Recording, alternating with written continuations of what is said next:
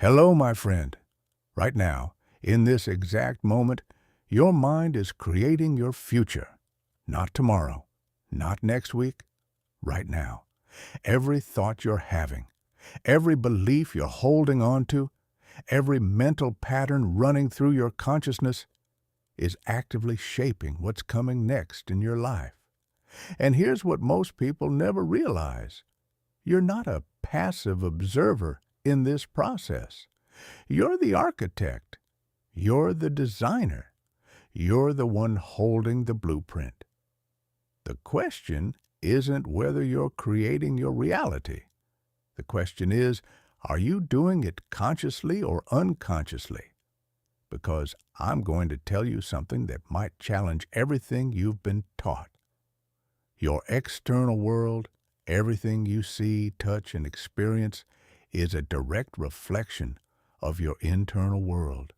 Your bank account reflects your money beliefs. Your relationships reflect your self-worth beliefs. Your health reflects your body beliefs. And if you don't like what you're seeing on the outside, the answer isn't out there. It's in here, in your mind, in your belief systems, in the mental frameworks you've been operating from, possibly for decades. Let me ask you something personal. Have you ever noticed how some people seem to glide through life? Opportunities find them, money flows to them, relationships work for them. Success seems almost inevitable. Meanwhile, others work twice as hard, hustle 3 times as much, and still struggle to gain traction. What's the difference? It's not intelligence. It's not background. It's not even effort. The difference is belief. The difference is mindset. The difference is the invisible mental programming running in the background of their consciousness, determining what they notice, what they pursue, and ultimately what they attract. Now, I know what you might be thinking. This sounds like positive thinking nonsense. This sounds like wishful dreaming. This sounds too simple to be true. And I get it. I really do. We've been conditioned to believe that success requires suffering, that change requires struggle, that transformation must be painful. But what if that's just another belief? What if the real reason change feels so hard is because you're fighting against your own mental programming? What if the reason your goals feel so distant is because part of you doesn't actually believe you can reach them? Here's what I want you to understand, and I mean really understand, not just intellectually agree with, but deeply internalize. Your beliefs are not facts. They're perspectives. They're interpretations. They're mental constructs you've built over time based on experiences, influences, and conclusions you've drawn. And just like any construct, they can be deconstructed. They can be examined. They can be rebuilt. You are not stuck with the beliefs you currently have. You are not imprisoned by your current mental frameworks. You have the power to choose different beliefs, to adopt new perspectives, to rewire your mental programming entirely. Think about your brain for a moment. This incredible organ in your skull, this 3-pound universe of neurons and connections, is fundamentally plastic. Neuroplasticity, the scientific term for your brain's ability to change and reorganize itself, means you're not hardwired. You're not fixed. Every thought you think strengthens certain neural pathways and weakens others. Every belief you reinforce becomes more automatic. Every mental pattern you repeat becomes more ingrained. Your brain is constantly reshaping itself based on where you direct your attention and what you choose to believe. This is where most personal development approaches miss the mark. They focus on external strategies, tactical methods, step-by-step processes, and while those have value, they're building on a foundation that might be cracked. If your foundational beliefs are working against you, no amount of strategy will compensate. It's like trying to build a skyscraper on quicksand.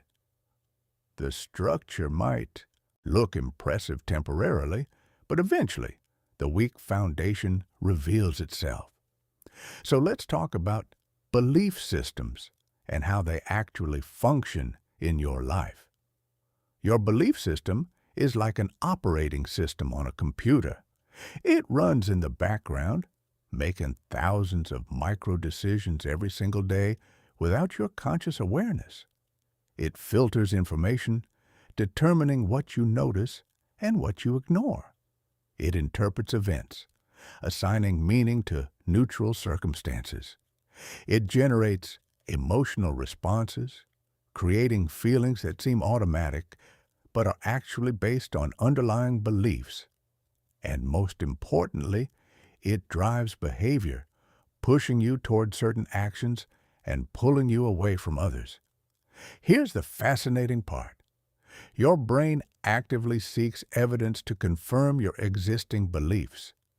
This is called confirmation bias, and it's one of the most powerful forces shaping your reality. If you believe success is difficult, your brain will constantly notice examples of difficulty. If you believe money is scarce, your brain will focus on evidence of scarcity. If you believe you're not capable, your brain will highlight every mistake and minimize every achievement. Your brain isn't trying to sabotage you. It's trying to be consistent. It's trying to prove itself right. And whatever you believe, your brain will work tirelessly to validate. Now, let's get practical. Let's talk about how beliefs actually shape your tangible reality, not in some mystical, unexplainable way, but through concrete, observable mechanisms. First, your beliefs determine your focus. If you believe opportunities are rare, you'll focus on obstacles. If you believe opportunities are everywhere, you'll notice possibilities others miss. Second, your beliefs influence your emotions. If you believe you're worthy of success, you'll feel confident pursuing it. If you believe you're not worthy, you'll feel anxious, fearful, or paralyzed. Third, your beliefs drive your actions. Confident beliefs lead to bold actions. Limiting beliefs lead to hesitant, half-hearted attempts or complete avoidance. Let me give you a concrete example that illustrates this. Imagine two people with identical skills, identical resources, identical opportunities. Person A believes they're capable of learning anything with enough effort. Person B believes their abilities are fixed and limited. They both face a challenging project at work. Person A sees it as an exciting opportunity to grow. They feel energized. They dive in, experiment, ask questions, persist through difficulties. Person B sees it as a threat that might expose their inadequacies. They feel anxious. They procrastinate, second-guess themselves, play it safe, and eventually produce mediocre results. Same opportunity, completely different outcomes. The only variable? Belief. This brings us to one of the most important distinctions in personal transformation: the difference between a growth mindset and a fixed mindset. This concept, developed by researcher Carol Dweck through decades of study, reveals a fundamental divide in how people approach their potential. A fixed mindset believes abilities are static. You're either smart or you're not. You're either talented or you're not. You're either capable or you're not. This mindset sees challenges as threats, failures as evidence of inadequacy, and effort as pointless if you don't have natural talent. A growth mindset believes abilities are developable. Intelligence can be expanded, skills can be learned, capabilities can be built. This mindset sees challenges as opportunities, failures as feedback, and effort as the path to mastery. Now, here's what's crucial to understand. These aren't personality types. They're not traits you're born with. They're belief systems. They're mental frameworks. And they can be changed. If you've been operating from a fixed mindset, you can develop a growth mindset. If you've been seeing yourself as limited, you can start seeing yourself as capable of growth. The shift doesn't happen overnight, but it absolutely can happen. And when it does, everything changes. Let me share something personal with you. There was a period in my life when I believed success in a particular area was simply not meant for me. I had tried, failed, tried again, failed again, and eventually I concluded that some people are just naturally good at this thing, and I'm not one of them. That belief became my reality. I stopped trying. I stopped noticing opportunities. I stopped believing change was possible. My belief created a self-fulfilling prophecy. It wasn't until someone challenged that belief, not by giving me motivational platitudes, but by showing me concrete evidence that contradicted my conclusion, that I began to question my assumption. And once that belief cracked, once I allowed for the possibility that maybe I was wrong about my limitations, everything shifted. New opportunities appeared, not because the world changed, but because I was finally able to see what was always there. This is the power of belief. This is why understanding your belief systems is the foundation of any real transformation. You can have the best strategies, the most sophisticated techniques, the clearest goals, but if your underlying beliefs are working against you, you'll sabotage yourself every time. You'll find ways to avoid success.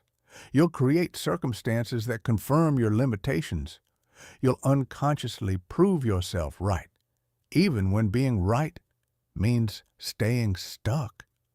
So how do you actually work with your beliefs? How do you identify the ones that are limiting you and replace them with ones that empower you? First, you need awareness. You need to become conscious of the beliefs that are currently running your life. Most of your beliefs operate below conscious awareness. They're so automatic, so familiar, so seemingly obvious that you don't even recognize them as beliefs. You just think they're facts. You think that's just how things are, but they're not facts. They're interpretations. Start paying attention to your self-talk. Listen to the voice in your head, especially in challenging situations. What does it say? Does it encourage you or criticize you? Does it focus on possibilities or limitations? Does it frame setbacks as temporary learning experiences or permanent failures? Your self-talk reveals your beliefs. Every thought is a clue to the programming running in the background. When you catch yourself thinking limiting thoughts like, "I'm not good enough," "I always mess things up," "Success is for other people," or "I don't deserve better," you've identified a belief that needs examination. Next, question your beliefs. Where did this belief come from? Is it based on actual evidence or assumptions? Is it universally true or just true in specific circumstances? Is it serving you or limiting you? Most limiting beliefs, when examined closely, fall apart. They're based on outdated information, misinterpreted experiences, or someone else's opinion that you internalized as truth. By questioning them, you create space for new possibilities. Then, and this is critical, you need to actively build new beliefs. You can't just remove a limiting belief and leave a vacuum. You need to replace it with an empowering one. This isn't about lying to yourself or pretending to believe something you don't. It's about consciously choosing to adopt beliefs that serve your growth and gathering evidence to support those new beliefs. If you want to believe you're capable of learning new skills, start small.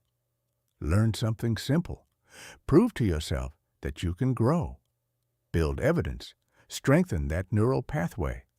Make the new belief more automatic than the old one. This process requires consistency. Your brain has been reinforcing your current beliefs for years, maybe decades. Those neural pathways are deep and automatic. New beliefs start as weak, unfamiliar pathways. They require conscious effort to strengthen. But every time you choose the new belief, every time you challenge the old one, every time you act in alignment with who you're becoming rather than who you've been, you're rewiring your brain. You're literally changing the structure of your mind. Now, let's talk about the relationship between beliefs and identity, because this is where transformation either accelerates or stalls. Your identity, your sense of who you are, is largely composed of beliefs about yourself. I am this. I am not that. I'm good at this. I'm bad at that. These identity-level beliefs are the most powerful beliefs you hold because they feel like core truths. They feel like the essence of who you are. And when you try to change in ways that contradict your identity, you'll face massive internal resistance. Here's an example. If your identity is, I'm not a morning person, you'll struggle to wake up early no matter how many alarm clocks you set or how motivated you feel. Your behavior will always align with your identity. If your identity is, I'm bad with money, you'll find ways to prove that true no matter how much you earn. If your identity is, I'm not creative, you'll avoid creative pursuits or dismiss your creative attempts as inadequate. Your identity acts as a thermostat, keeping you within a comfortable range of behaviors that match who you believe you are.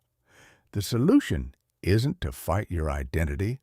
The solution is to evolve it, to expand it, to update it based on who you're choosing to become. Instead of, I'm not a morning person, you can adopt, I'm becoming someone who values mornings. Instead of, I'm bad with money, you can choose, I'm learning to manage money effectively. Instead of, I'm not creative, you can embrace, I'm exploring my creative potential. These subtle shifts in language reflect shifts in belief, which create shifts in identity, which produce shifts in behavior. Everything we're discussing here isn't theoretical philosophy. This is practical psychology. This is how your mind actually works. And the more you understand these mechanisms, the more power you have to direct them intentionally. You're not at the mercy of your beliefs. You're not a victim of your programming. You have agency. You have choice. You have the ability to examine, question, and reconstruct the mental frameworks that are currently shaping your life. Let me address something important before we go further. Some of you might be thinking, this sounds like I'm suggesting you can just believe your way to success without taking action. That's not what I'm saying at all. Belief without action is fantasy. But here's the thing. The right beliefs make the right actions feel natural. They make challenges feel manageable. They make persistence feel possible. When your beliefs align with your goals, action stops feeling like force and starts feeling like flow. You're not constantly battling yourself. You're not using willpower to overcome internal resistance. You're moving in a direction that your entire being supports. Think about the last time you tried to change something in your life. Maybe you wanted to develop a new habit, reach a new goal, or break an old pattern. How did it feel? If it felt like an uphill battle, like you were constantly forcing yourself, like part of you was resisting every step, that's a sign your beliefs weren't aligned with your goal. Some part of you didn't actually believe it was possible or worth it or meant for you. And that internal misalignment created friction, making everything harder than it needed to be.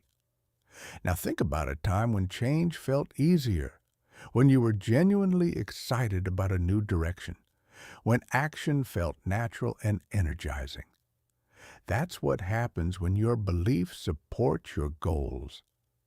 That's what becomes possible when you align your mental programming with your desired direction. It's not that challenges disappear. It's that you face them from a place of confidence rather than doubt, from a place of possibility rather than limitation. Your beliefs are creating your life right now. Every aspect of your current reality has been influenced by the beliefs you've been holding and reinforcing. Your career reflects your beliefs about what you're capable of and what you deserve. Your relationships reflect your beliefs about your worthiness and what love looks like. Your health reflects your beliefs about your body and what's possible for you physically.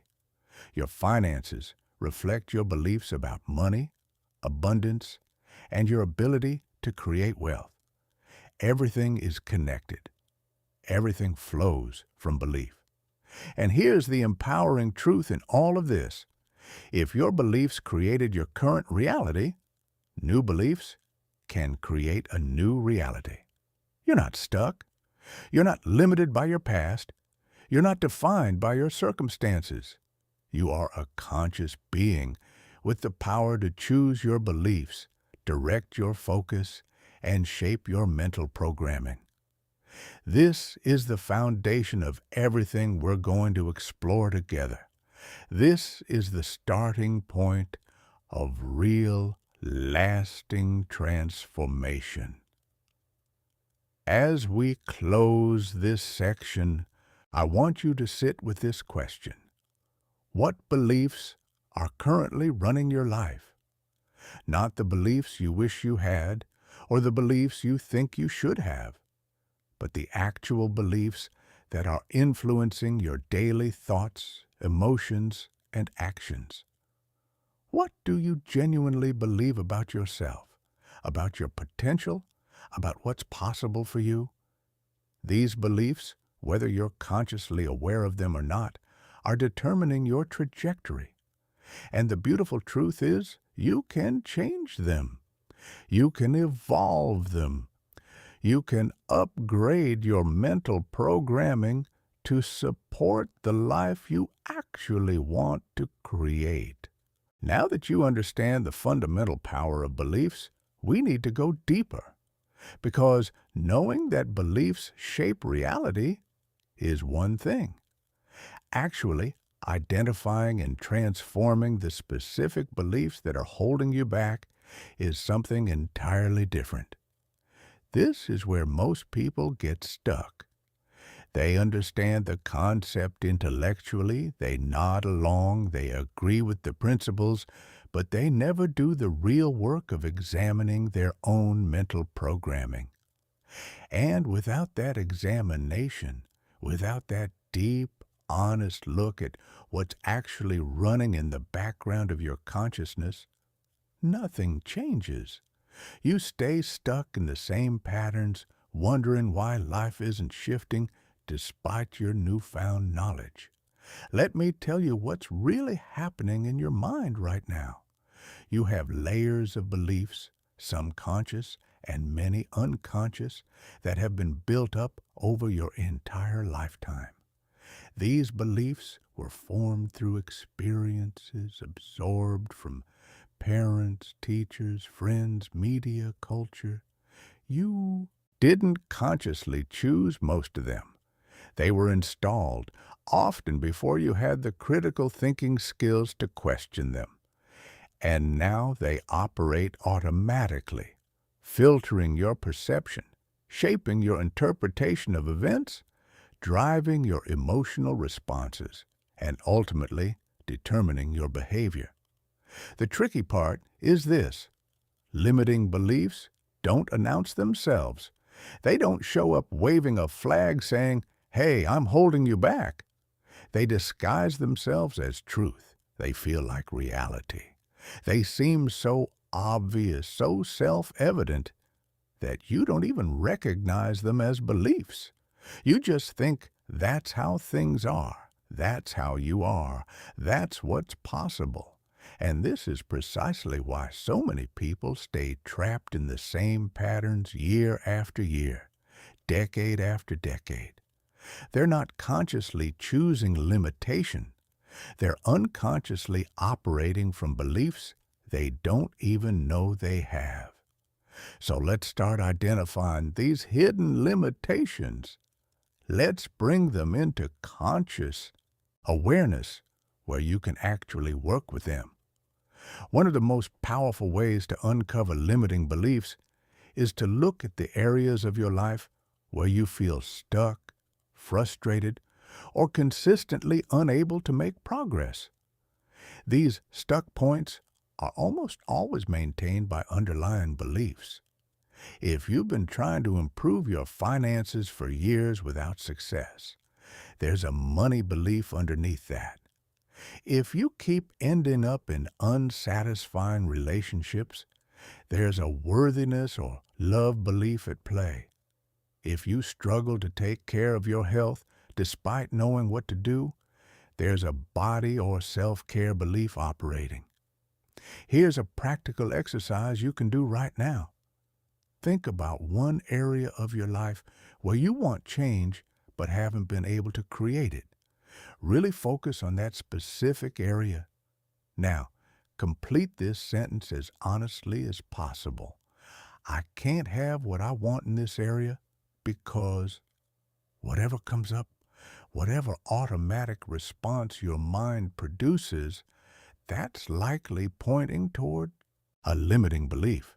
Maybe it's because I'm not disciplined enough, or because I don't have enough money, or because good things don't happen to people like me, or because I'm too old, or because I tried before and failed. These responses, these automatic explanations for why you can't have what you want, these are your limiting beliefs revealing themselves. Now, here's what makes this work challenging. When you identify a limiting belief, your first instinct will be to defend it. Your mind will immediately start generating evidence to prove the belief is true. Of course I'm not disciplined enough. Look at all the times I've started something and quit. Of course I don't have enough money. Look at my bank account. Your brain is excellent at finding evidence to support whatever you already believe. This is confirmation bias in action, and it's one of the main reasons limiting beliefs are so persistent. They seem true because you've been unconsciously collecting evidence to validate them, often for years. But here's what you need to understand. Just because you have evidence for a belief doesn't make it universally true. It makes it true within the reality you've been creating based on that belief. It's circular. The belief creates behaviors and focus patterns that produce results that confirm the belief. It's a self-fulfilling loop, and the only way to break the loop is to challenge the belief at its foundation, not just try to overcome it with willpower or positive thinking. Let me give you a common example that illustrates this perfectly. Many people hold the belief, "I'm not good enough." This belief might have formed in childhood, maybe from comparing themselves to siblings, maybe from critical parents, maybe from social rejection, maybe from academic struggles. The specific origin doesn't matter as much as understanding what happens once the belief is established. If you believe you're not good enough, you'll unconsciously avoid situations where you might be evaluated or compared. You'll play small to avoid the risk of failure. You'll dismiss compliments and internalize criticism. You'll focus on your mistakes and overlook your successes. And all of these behaviors will generate evidence that confirms the original belief. See, I'm not good enough. Look at how little I've accomplished. Look at how I can't handle challenges. Look at how others are better than me. But here's the truth that limiting beliefs don't want you to see. You're not objectively not good enough. That's not a fact about reality. That's an interpretation, a conclusion you drew and then spent years validating. What if you're actually incredibly capable, but have been operating from a belief system that prevents you from demonstrating or recognizing that capability? What if the evidence you've been collecting is biased, filtered through a lens that only sees what confirms your limitation? This is why simply trying to think more positively doesn't work for most people. You can't just slap a positive affirmation on top of a deep, limiting belief and expect transformation. If you fundamentally believe you're not good enough and you start telling yourself, "I am enough," your mind will reject it.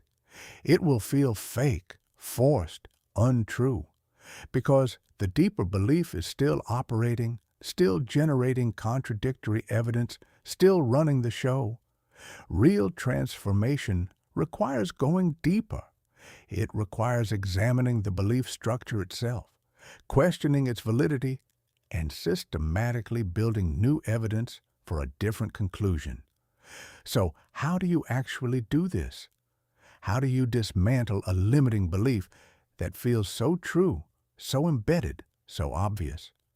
First, you need to separate the belief from your identity.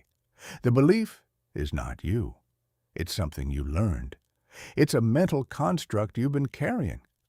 This distinction is crucial because many people resist changing beliefs that feel core to their identity.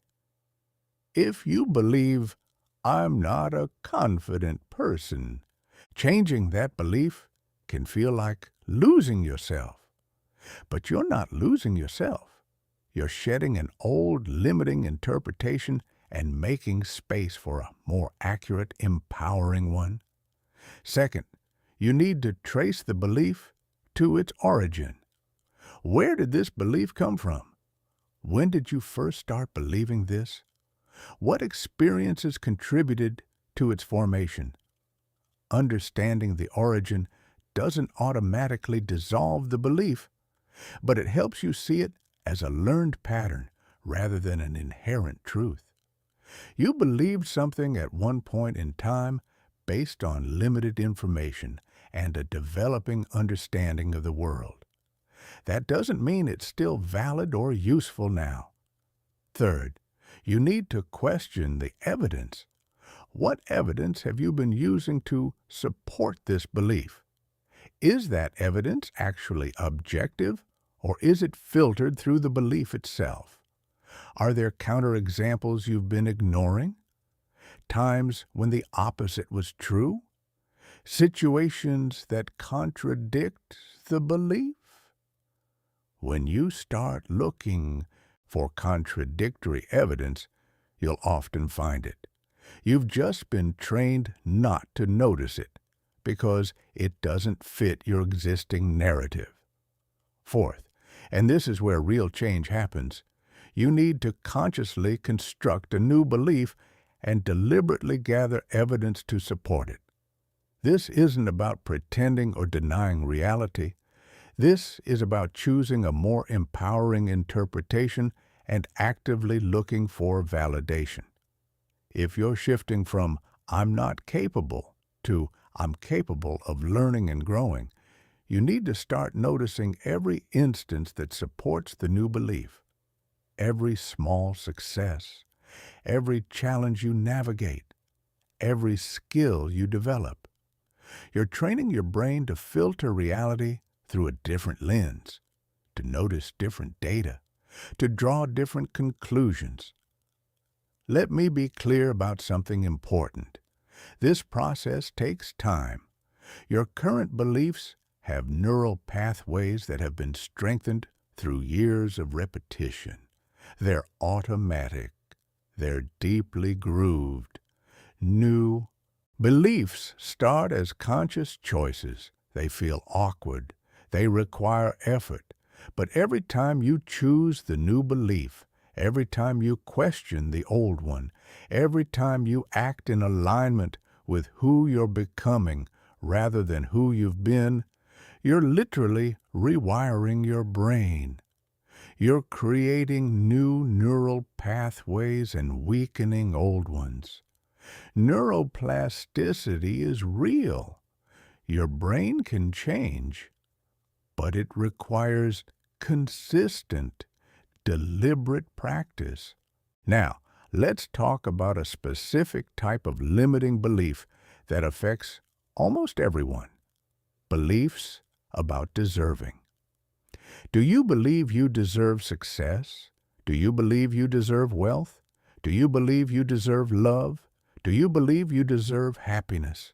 These deserving beliefs operate at a deep level, often beneath conscious awareness, and they have tremendous power over what you allow yourself to receive. You might consciously want success, but if you unconsciously believe you don't deserve it, you'll sabotage yourself. You'll get close and then pull back. You'll create circumstances that prevent achievement. You'll find ways to prove that success isn't for you. Deserving beliefs often come from childhood experiences and messages. Maybe you were taught that you have to earn love through performance.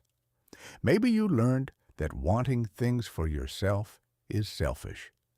Maybe you absorbed the message that suffering is noble and pleasure is indulgent. These early messages, even if never explicitly stated, shape your sense of what you're allowed to have. And if you don't feel deserving, you won't allow yourself to fully receive, no matter how hard you work or how many opportunities present themselves. Transforming deserving beliefs requires a fundamental shift in how you view yourself and your relationship to life. You need to recognize that deserving isn't something you earn through perfection or achievement. You're inherently worthy simply by existing. This isn't mystical thinking. This is recognizing that worth is intrinsic, not conditional. You don't have to prove yourself. You don't have to be perfect. You don't have to justify your existence. You're allowed to want things. You're allowed to pursue your desires. You're allowed to receive good things without guilt or apology. Another category of limiting beliefs that deserves attention: beliefs about possibility. What do you believe is possible for you? What do you believe is realistic? What do you believe is achievable? These possibility beliefs create the boundaries of what you even attempt. If you believe certain outcomes are impossible or unrealistic for someone like you won't seriously pursue them. You might fantasize about them, but you won't take real action because part of you has already concluded it won't work. Possibility beliefs are often reinforced by looking at statistics, societal norms, or other people's experiences. You see that most people struggle financially, so you assume financial success isn't possible for you. You see that most businesses fail, so you assume entrepreneurship is too risky. You see that most people are unhealthy, so you assume vibrant health is unrealistic. But here's what you're missing. Those statistics describe people operating from limiting beliefs. They describe people who never examined their mental programming. They describe people who accepted default assumptions about what's possible. You don't have to be part of those statistics. You can be an outlier, but only if you believe being an outlier is possible. Expanding your possibility beliefs requires exposing yourself to examples that challenge your current assumptions. Find people who have achieved what you want to achieve. Study their mindset. Understand their beliefs. Recognize that they're not fundamentally different from you. They just believe different things about what's possible. They've constructed mental frameworks that support possibility rather than limitation. And if they can do it, so can you. This isn't about comparison or feeling inadequate. This is about expanding your sense of what's achievable by seeing concrete evidence that contradicts your limiting assumptions. Let's address another crucial aspect of mental restructuring: the stories you tell yourself. Your mind is constantly generating narratives to explain your experiences, your results, your circumstances. These stories become the lens through which you interpret everything that happens. And the stories you tell yourself repeatedly become your beliefs. If you constantly tell yourself a story of victimhood, of being unlucky, of things never working out, that narrative becomes your reality. Not because the universe is conspiring against you, but because that story shapes your focus, your interpretation, and your responses. You have the power to change your stories. You can take the exact same set of facts and construct a completely different narrative. A setback can be a story of failure and proof of your inadequacy, or it can be a story of learning and evidence of your resilience. A challenging period can be a story of suffering and hardship, or it can be a story of growth and transformation. The facts don't change. The story changes, and the story you choose determines how you feel and what you do next. This brings us to the concept of reframing, one of the most powerful tools for transforming limiting beliefs. Reframing means looking at a situation from a different perspective, finding an alternative interpretation that serves you better. When you catch yourself thinking a limiting thought, pause and ask, what's another way to look at this? What would be a more empowering interpretation? How might this situation actually be serving my growth? This practice of reframing doesn't deny challenges or pretend difficulties don't exist. It finds meaning and opportunity within challenges rather than only seeing obstacles and problems. Let me give you practical examples of reframing. Instead of, I failed again, I'm such a failure, you could reframe to, this attempt didn't produce the result I wanted, which gives me valuable information for my next approach.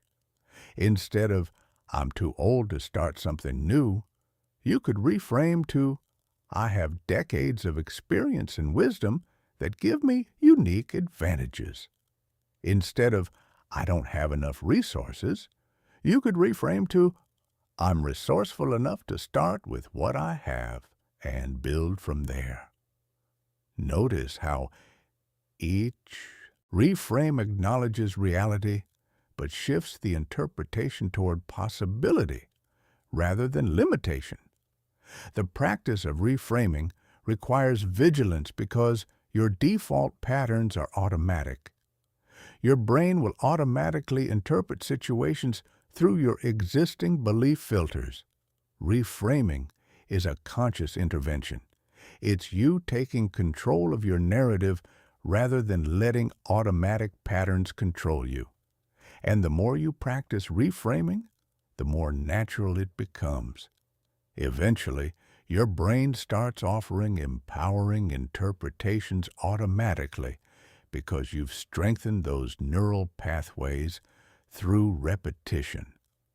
Now, I want to address something that might be coming up for you as we discuss all of this. You might be thinking, this sounds like a lot of work. Do I really have to examine every belief? Do I have to constantly monitor my thoughts? And the answer is, initially, yes, this requires conscious effort. You're undoing years or decades of automatic patterns. That takes attention. But here's the good news. As you practice, as you strengthen new neural pathways, as you build new default patterns, it becomes easier. Eventually, empowering beliefs become as automatic as limiting beliefs used to be. You're not trying to maintain a false state through constant effort. You're rewiring your natural state to be more aligned with truth and possibility. Let me share something with you that changed everything for me. I used to believe that questioning my beliefs was dangerous, that it would somehow undermine my sense of self or leave me confused and directionless. I thought my beliefs were me, that changing them meant losing my identity. But what I discovered is the opposite is true. Examining and evolving my beliefs didn't diminish me. It liberated me. It revealed that I'm not my beliefs. I'm the conscious awareness that can observe beliefs, choose beliefs, and change beliefs. That's a much more powerful identity than being a fixed set of thoughts and patterns. You are not your limiting beliefs. You are the one who has the power to examine them, question them, and replace them. This distinction is everything. When you identify as your beliefs, changing them feels threatening. When you recognize yourself as the awareness that holds beliefs, changing them becomes an act of empowerment. You're not losing yourself. You're choosing yourself. You're consciously designing your mental programming rather than unconsciously accepting whatever was installed. As we close this section, I want you to reflect deeply on this. What limiting beliefs have you been carrying that you're now ready to release? What stories have you been telling yourself that no longer serve your growth? What possibilities have you been dismissing that you're now willing to consider? The answers to these questions will guide your transformation. Because real change doesn't start with external strategies or techniques. It starts with the internal shift from limitation to possibility, from fixed to growth, from unconscious to conscious. You've examined your beliefs. You've started identifying the limitations that have been running in the background. Now comes the part where you actually start directing your mind toward what you want to create. Because here's something crucial that most people miss. Your mind needs direction. It needs clarity. It needs a target. Without clear direction, Your incredible mental faculties just spin in circles, reacting to whatever shows up, bouncing between scattered desires, never focusing long enough on anything to actually bring it into reality. Think about your mind like a powerful search engine. When you type in vague, unclear queries, you get scattered, unhelpful results.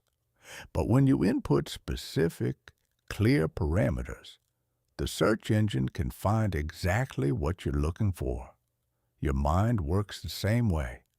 The clearer your mental instructions, the more effectively your brain can filter information, notice opportunities, and guide your actions toward your desired outcomes. Clarity is power. Vagueness is weakness. And most people are living with incredibly vague mental programming, wondering why they're not getting specific results. So let's talk about getting clear on what you actually want. Not what you think you should want. Not what others expect you to want. Not some generic idea of success that you absorbed from society. What do you genuinely want? What outcomes would make you feel fulfilled? What experiences do you want to have? What kind of person do you want to become? These questions require honest reflection, and many people avoid them because honest reflection means confronting the gap between where you are and where you want to be. But you can't close a gap you haven't acknowledged. You can't reach a destination you haven't defined. Here's where most goal-setting approaches go wrong. They focus exclusively on external outcomes. Make this much money, achieve this position, acquire this thing. And while external goals have value, they're incomplete. Because what you're really seeking isn't the external achievement itself. What you're seeking is how you think that achievement will make you feel. You don't want money for the sake of having paper or numbers in an account.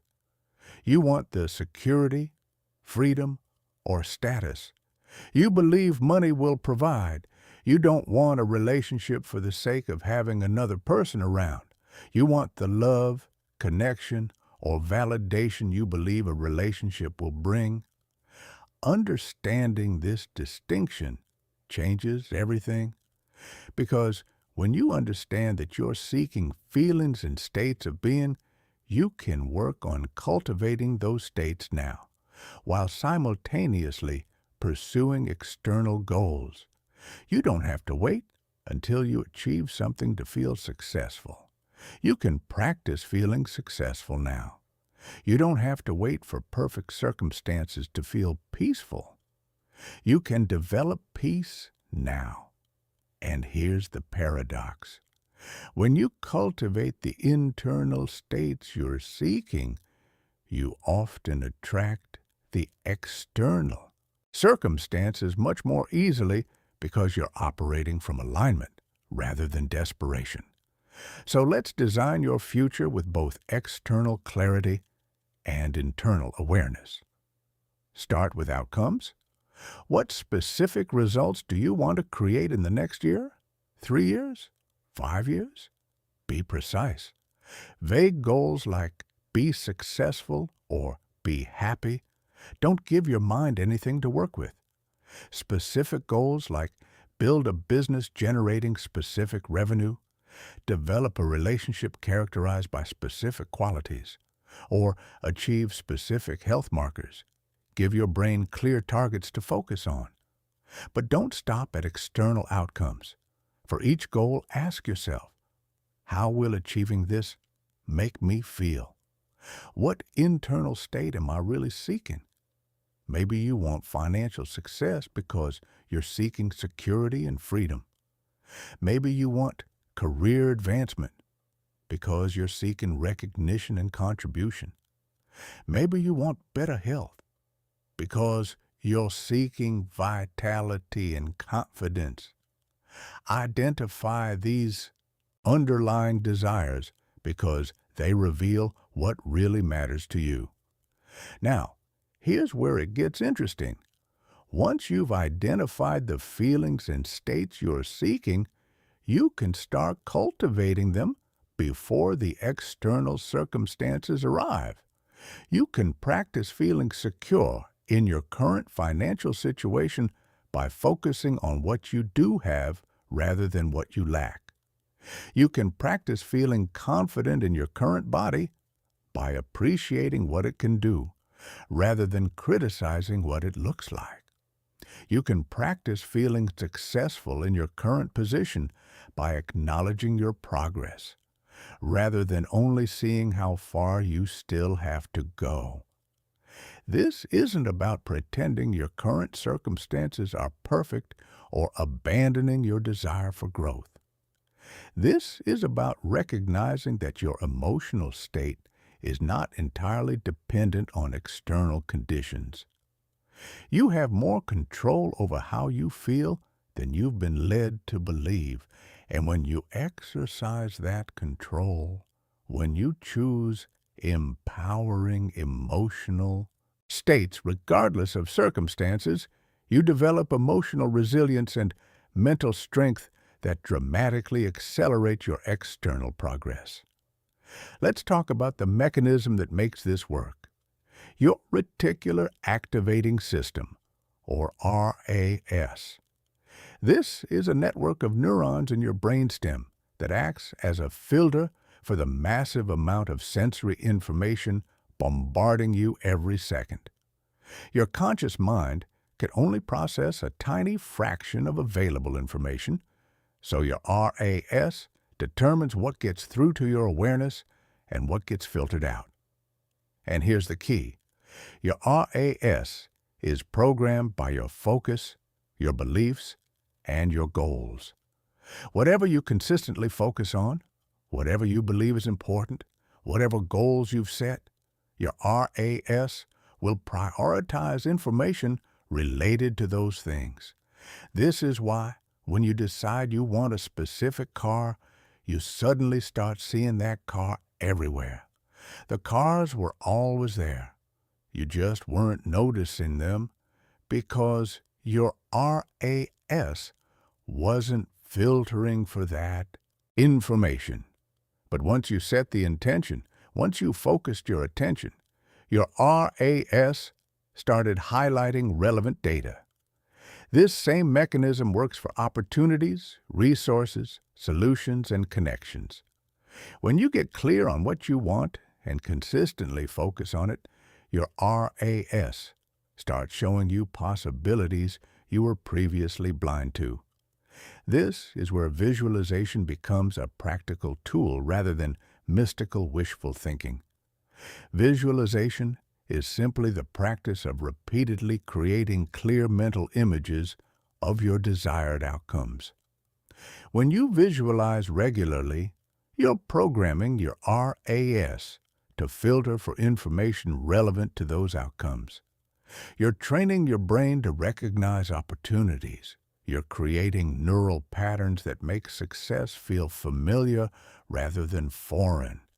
You're essentially rehearsing success in your mind so that when opportunities arise in reality, you're mentally prepared to recognize and act on them.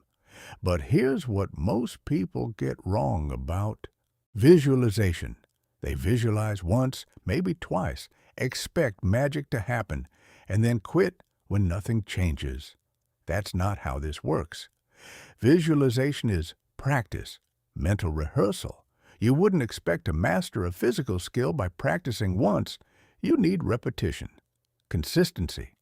The same is true for mental skills. You need to visualize regularly, ideally daily, to build strong neural pathways and program your RAS effectively. Let me give you a practical visualization framework you can use. Find a quiet space where you won't be interrupted. Close your eyes. Take several deep breaths to calm your nervous system and bring yourself into a focused state. Now, create a vivid mental image of yourself having already achieved your goal. Don't visualize the process. Visualize the result. See yourself living the life you want to create. Make it as detailed as possible. What do you see around you? What are you doing? Who are you with?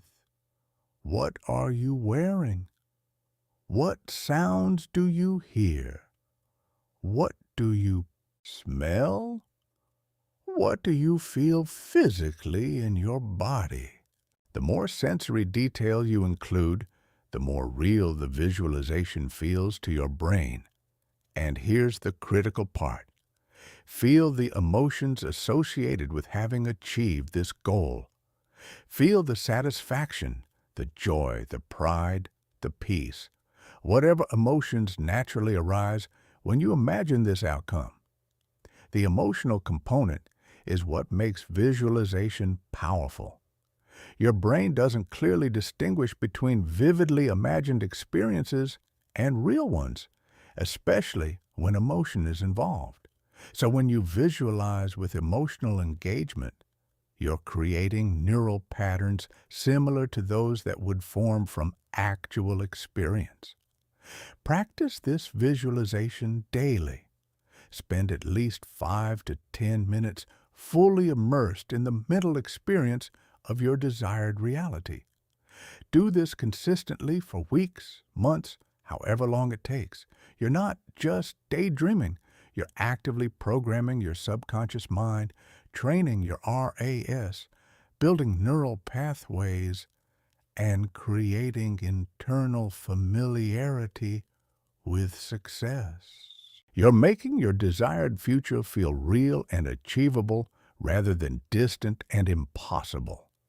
Now, let's combine visualization with another powerful practice: mental rehearsal of specific scenarios.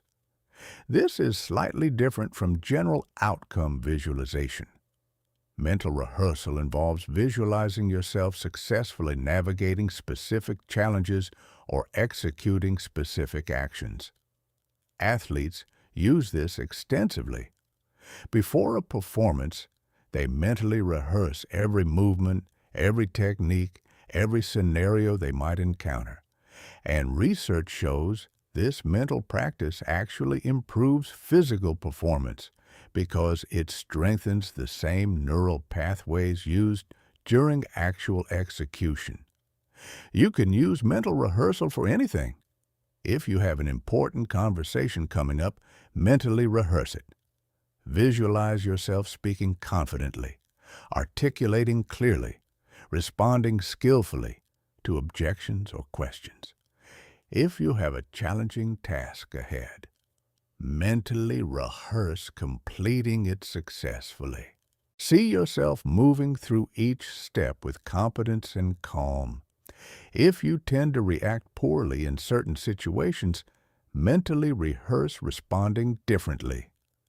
Visualize yourself maintaining composure, choosing empowering responses, handling the situation with grace. This mental rehearsal does two things. First, it builds confidence. When you've successfully navigated a scenario in your mind multiple times, it feels less intimidating in reality.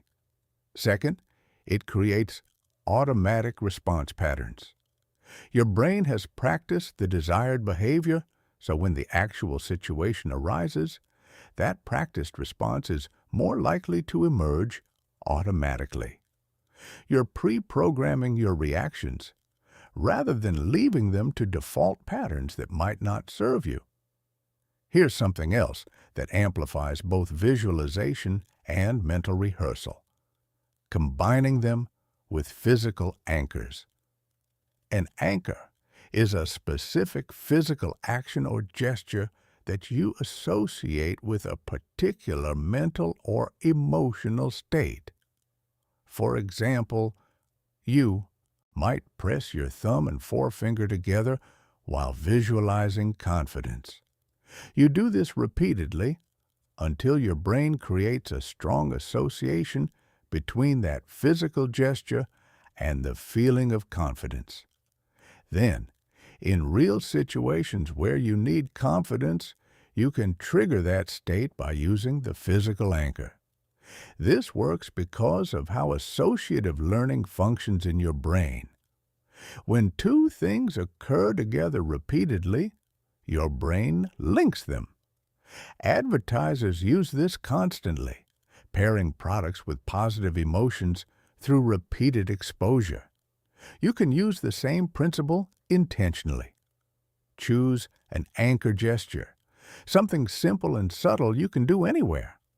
Then, during your visualization practice, when you're fully immersed in the emotional state you want to cultivate, use that anchor. Repeat this process many times. Eventually, the anchor itself will trigger the associated state, giving you a tool to shift your emotional state in real time. Let's talk about written goals, because there's something powerful that happens when you externalize your mental intentions into physical form. Writing your goals down is not just about remembering them. The act of writing engages different neural pathways than thinking. It creates a tangible record. It forces clarity. It makes your intentions concrete rather than abstract. When your goals exist only in your mind, they're fluid, changeable, easy to forget or revise based on mood. When they're written, they become more real, more committed, more accountable. But here's the key. Don't just write your goals once and file them away. Review them regularly, daily if possible. Read them each morning to orient your day toward what matters. Read them each evening to reflect on whether your actions aligned with your intentions. This regular review keeps your goals at the forefront of your consciousness, programming your RAS, influencing your decisions, shaping your focus. Without regular review, even written goals fade into the background of your awareness. When you write your goals, use specific language.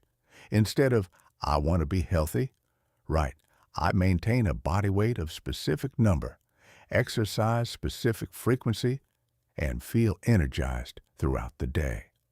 Instead of, I want financial success, write, I generate specific income from specific sources, save specific percentage, and feel financially secure. The specificity gives your brain clear criteria for success and clear direction for action. Also, write your goals in present tense as if they're already true. Instead of, I will achieve, write, I am, or I have. This linguistic shift is subtle but significant. It programs your brain to identify with the achieved state rather than viewing it as distant future possibility. When you repeatedly state, I am confident, your brain starts filtering for evidence of your confidence. When you state, I will be confident someday, your brain keeps confidence categorized as future aspirations rather than current reality. Now, let me address something important about goals and flexibility. Some people resist setting specific goals because they're afraid of limiting possibilities or forcing outcomes that might not be best for them. They want to stay open to whatever unfolds, and there's wisdom in remaining flexible and open. But here's the thing. Having clear intentions doesn't limit possibilities. It focuses them. It gives your energy direction. You can hold clear intentions while simultaneously remaining open to how they manifest.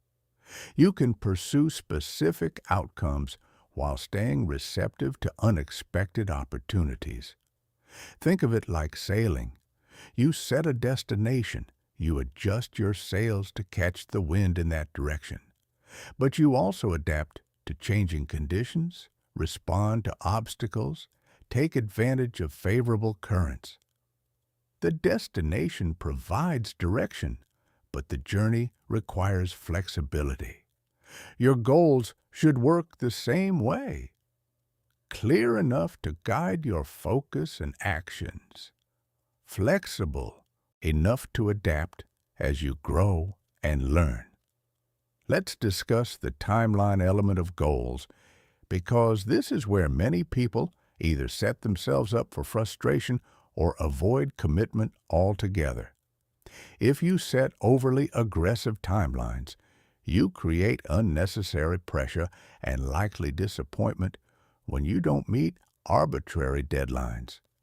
If you set no timeline at all, you remove urgency and create endless postponement. The balance is setting realistic timelines that create healthy urgency without unrealistic pressure. How do you determine realistic timelines? Consider what's required to achieve the goal. What actions need to happen? What skills need to be developed? What resources need to be gathered? Based on honest assessment, what time frame makes sense? Then add buffer room for unexpected challenges, because they always arise. Your timeline should feel challenging enough to keep you moving, but achievable enough to maintain motivation. Also, break larger goals into smaller milestones with shorter timelines. If you have a 3-year goal, what needs to happen in year 1?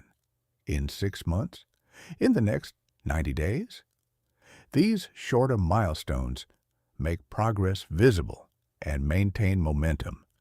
Each milestone achieved builds confidence and reinforces your belief that the larger goal is possible. Here's a perspective shift that might help you. Goals are not rigid demands you must meet to prove your worth. Goals are navigational tools that guide your focus and energy. If you set a goal and don't achieve it in your planned timeline, that's not failure, that's information. Maybe the goal needs adjustment. Maybe your timeline was unrealistic. Maybe your approach needs refinement. Maybe other priorities emerged that are actually more important. Use goals as guidance, not as judgment. Let me share something personal. There was a period when I achieved specific goals I had set, goals I had worked toward for years. And you know what I felt? Not triumphant celebration, but a strange emptiness. Because I had been so fixated on the destination that I forgot to engage with the journey. I had been telling myself, I'll be happy when I achieve this. And when I achieved it, I realized happiness doesn't work that way. Happiness isn't a destination you reach. It's a way of traveling. It's available now, in this moment, regardless of what you have or haven't achieved. This is why cultivating internal states while pursuing external goals is so important. Don't postpone peace, joy, satisfaction, confidence until you achieve something. Practice those states now. Enjoy the process of growth. Appreciate where you are while working toward where you want to be. This isn't settling. This is wisdom. This is understanding that external achievements enhance an already fulfilling life, but they don't create fulfillment from scratch. As we close this section, I want you to get crystal clear on something. What are you actually trying to create? Not what sounds impressive to others. Not what you think you should want. What genuinely matters to you? What would make you feel fulfilled? What's worth investing your limited time and energy into? These answers will guide everything, because when your goals align with your genuine values and desires, pursuing them feels natural. When your goals are borrowed from others' expectations, pursuing them feels like obligation.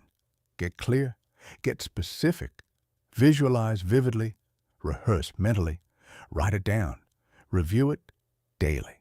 But most importantly, start taking action aligned with your vision. Because clarity without action is just fantasy.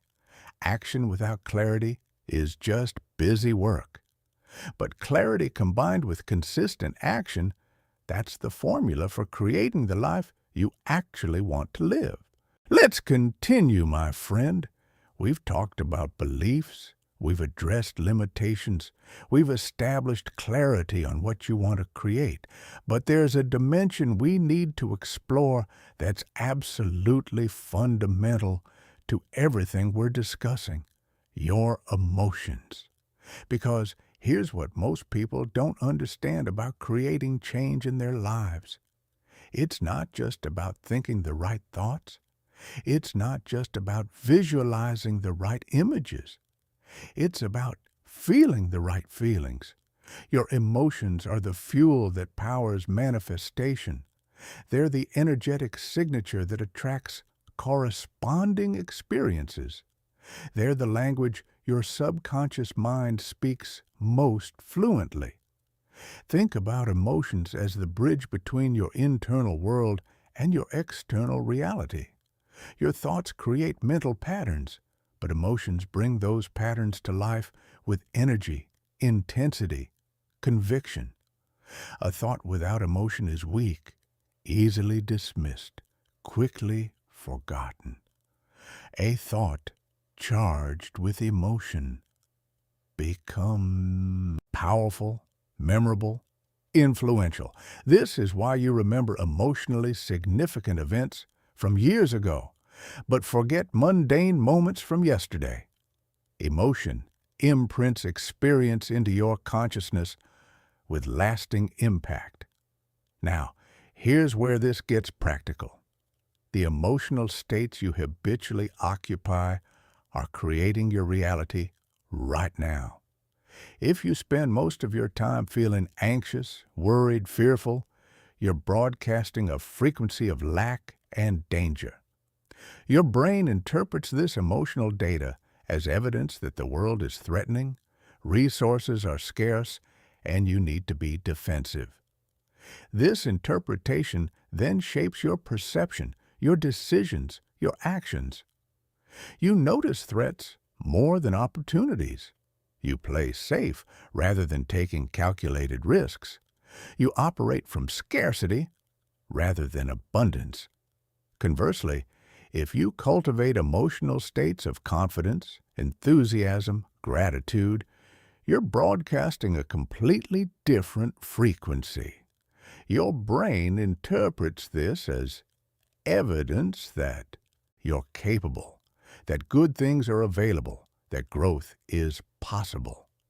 This interpretation shapes you to notice opportunities, take empowered action, and interact with life from a place of possibility rather than limitation. Same external circumstances, completely different internal experience and resulting behavior. Here's the critical insight. You have far more control over your emotional states than you've been taught to believe. Most people operate as if emotions are things that happen to them, automatic responses to external circumstances completely outside their control. Someone cuts you off in traffic, you feel angry.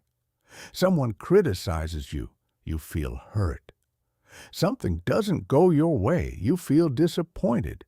This is the reactive model of emotions, where you're a passive recipient of feelings generated by external events.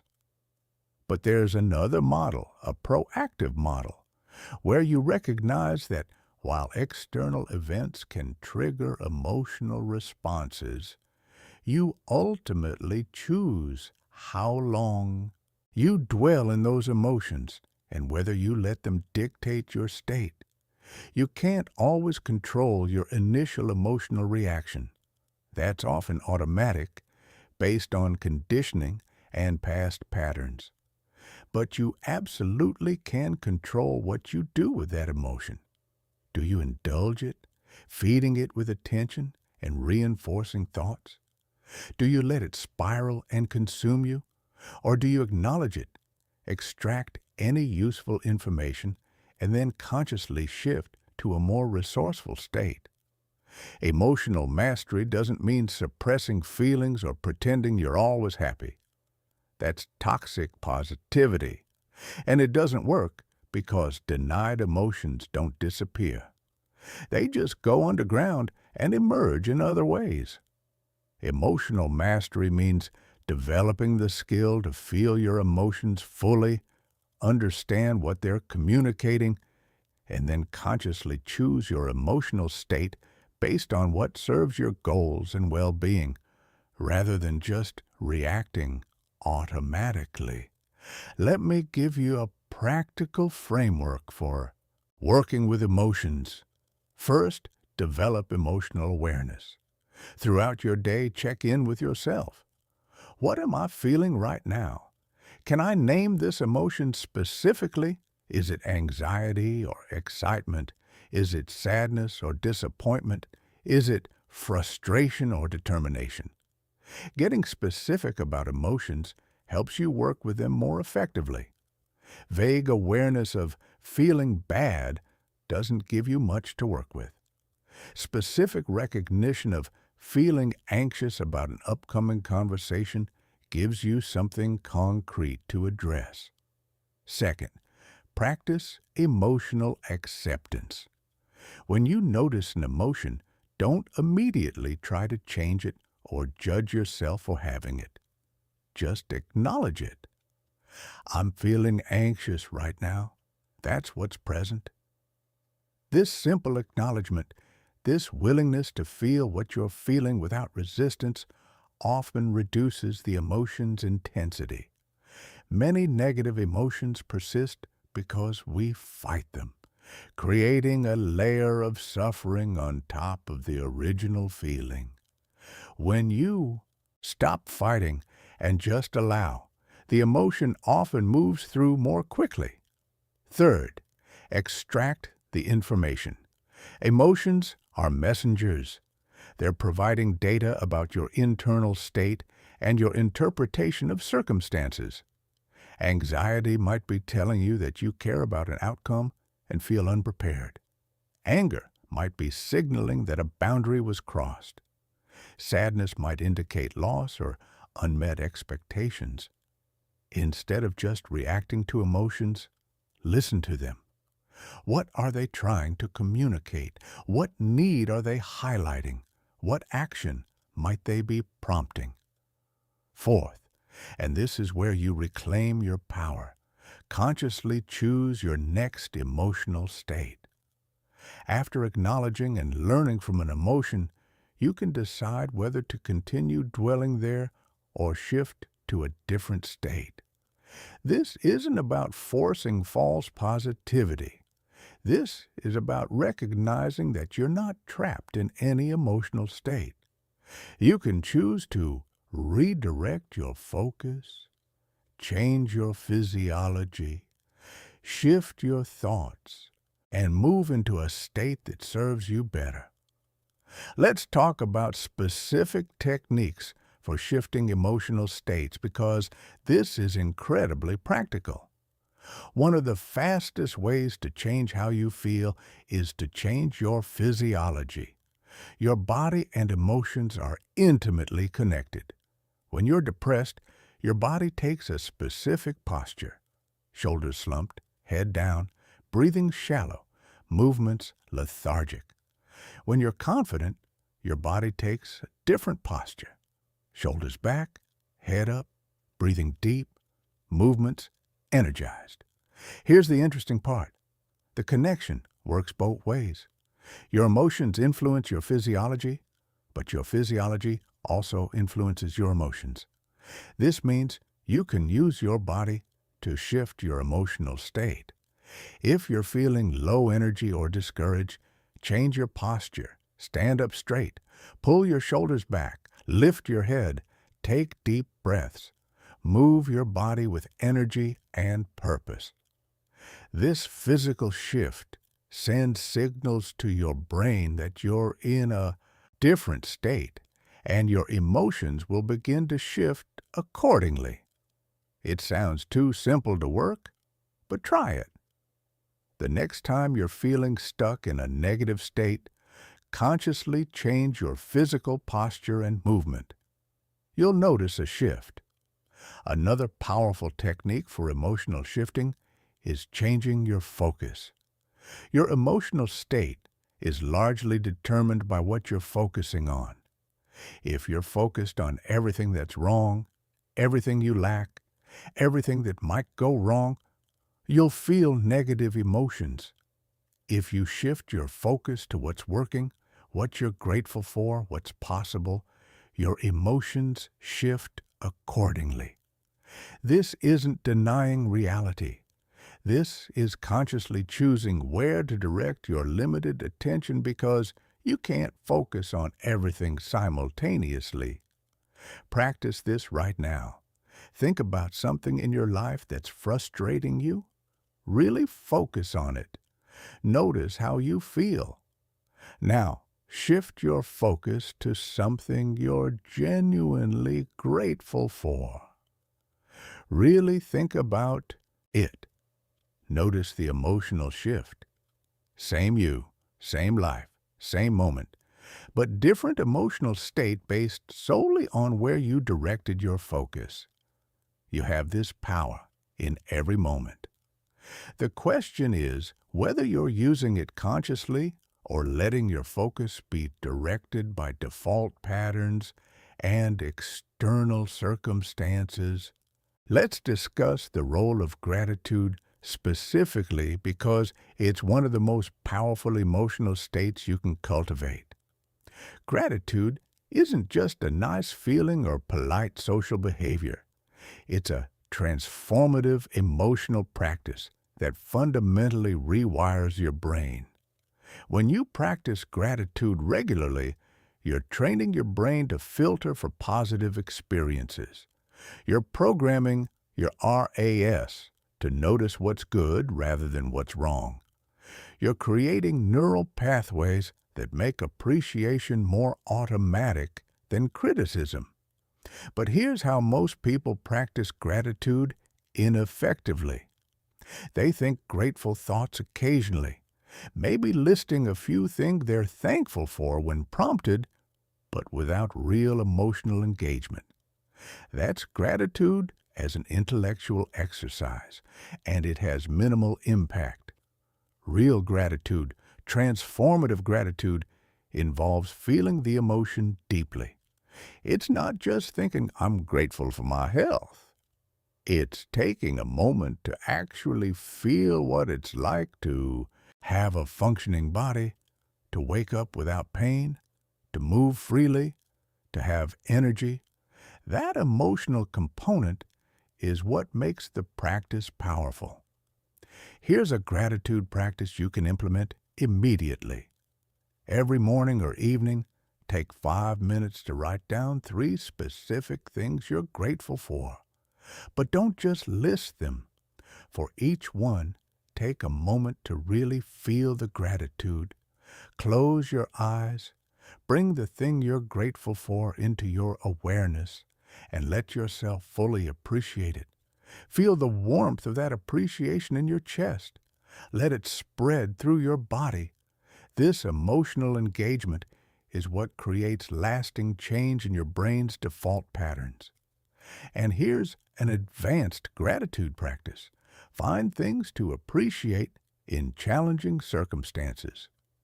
This doesn't mean pretending challenges aren't difficult. It means looking for growth opportunities, lessons, or hidden benefits, even in tough situations. When you can find something to appreciate, even when things aren't going well, you develop emotional resilience that serves you throughout your life. You train yourself to maintain a resourceful state even under pressure. Now let's talk about the specific emotions that accelerate the creation of what you want in your life. While all emotions have value and provide information, certain emotional states are particularly powerful for attracting positive experiences and opportunities. These are high-frequency emotions: love, joy, enthusiasm, confidence, peace, gratitude, excitement, inspiration. When you operate from these states, you make better decisions, you attract better opportunities, you show up as your best self. Think about how you perform when you're feeling confident versus when you're feeling insecure. When you're confident, you speak more clearly, you think more sharply, you take bolder action. Your confidence is visible to others and influences how they respond to you. When you're insecure, you second-guess yourself, you hold back, you play small. Same person, same capabilities, completely different results based on emotional state. This is why cultivating empowering emotional states is not optional if you want to create significant change in your life. Here's a practice that combines emotional cultivation with visualization. During your daily visualization practice, don't just create mental images of your desired outcomes. Deliberately generate and amplify the emotions you would feel if those outcomes were already real. If you're visualizing financial success, feel the security, the freedom, the satisfaction that comes with it. If you're visualizing a loving relationship, feel the warmth, the connection, the joy. If you're visualizing optimal health, feel the vitality, the energy, the confidence in your body. The more intensely you can generate these emotions during visualization, the more powerful the practice becomes. You're not just showing your brain images of what you want. You're letting your brain experience the emotional reality of having what you want. This creates a much stronger imprint and makes your desired future feel familiar rather than foreign. Your brain starts categorizing these outcomes as achievable because it's already experienced them emotionally, even if not physically yet. Let's address an important question that might be coming up. What about negative emotions? What do you do when you're genuinely struggling, when life is genuinely difficult, when maintaining positive emotional states feels impossible or inauthentic? First, acknowledge that difficult emotions are part of being human. You're not trying to eliminate them or achieve some state of permanent bliss. That's unrealistic and unsustainable. You're trying to develop the skill to move through difficult emotions more effectively and return to resourceful states more quickly. When you're in genuine emotional pain, honor that. Feel it. Let yourself grieve or be angry or feel afraid. These emotions exist for a reason, and trying to bypass them often makes them more persistent. But don't set up camp there. Don't make a home in suffering. Feel what you need to feel, extract the lessons, express the emotions in healthy ways, and then consciously work toward shifting your state when you're ready. Here's something that helped me tremendously.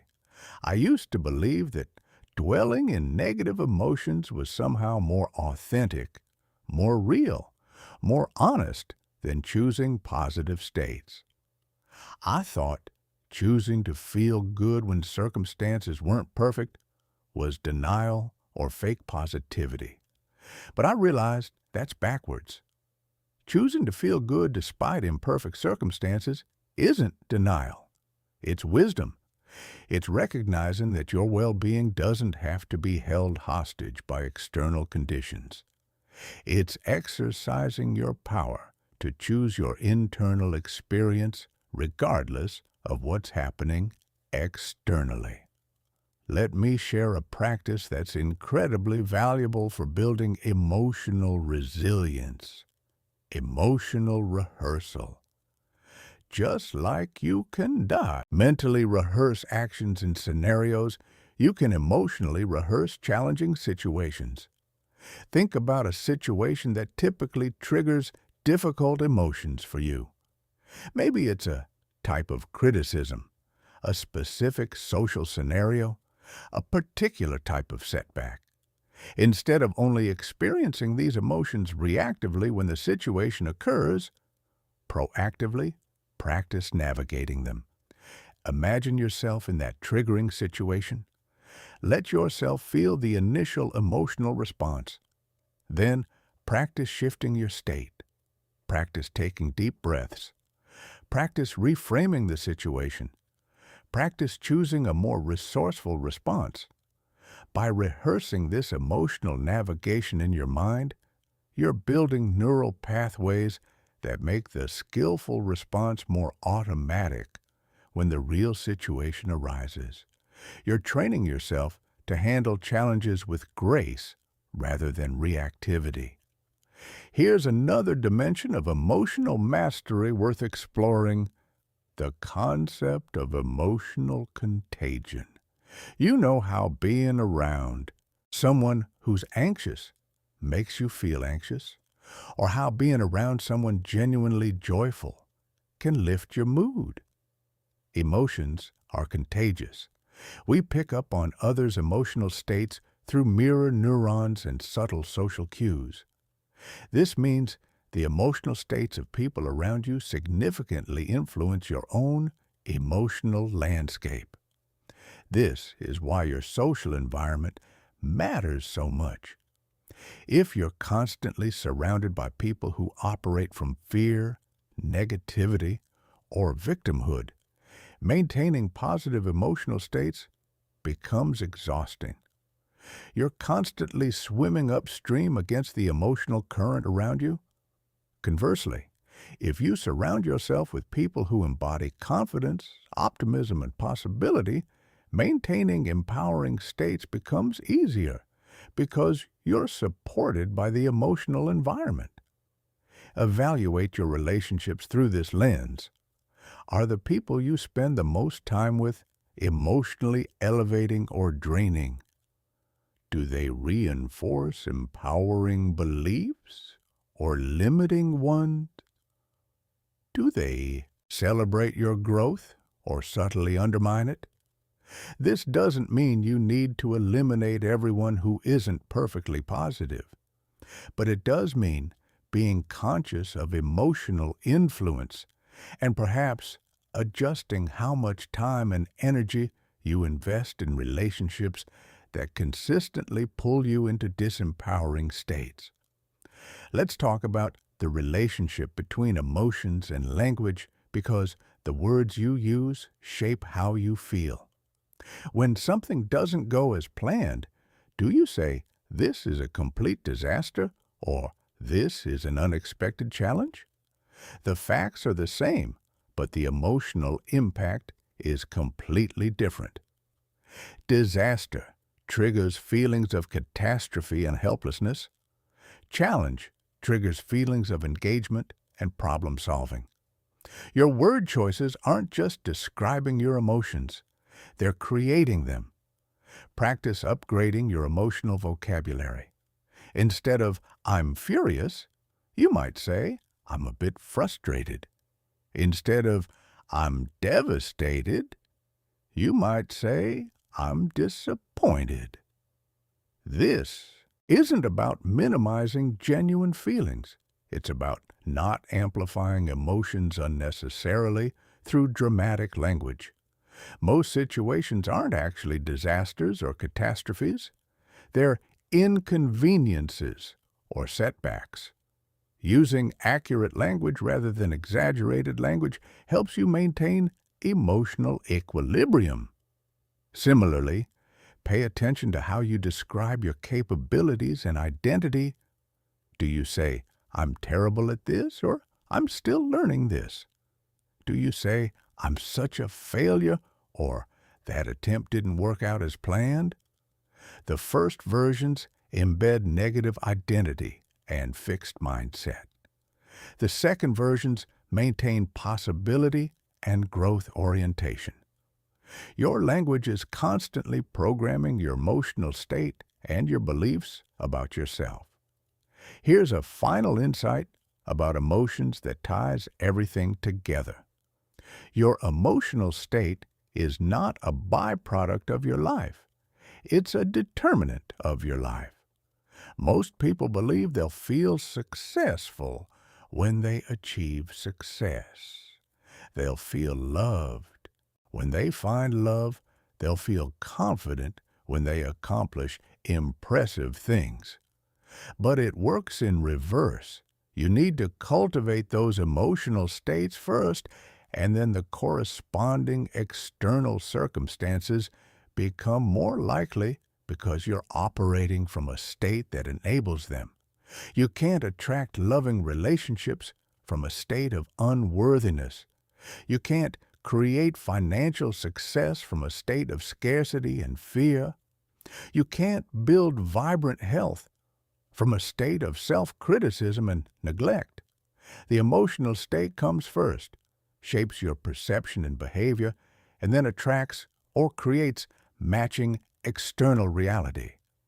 This is why emotional mastery is foundational. When you master your emotional state, you master the very frequency you're broadcasting to the world and the lens through which you interpret every experience. As we close this section, I want you to commit to one practice: emotional check-ins throughout your day. Set reminders if needed. Multiple times each day, pause and honestly assess your emotional state. What am I feeling right now? Is this state serving me? If not, what small shift can I make right now to move toward a more resourceful state? This practice of checking in, acknowledging, and consciously choosing your emotional state is how you develop genuine emotional mastery over time. It's simple, but it's transformative when practiced consistently.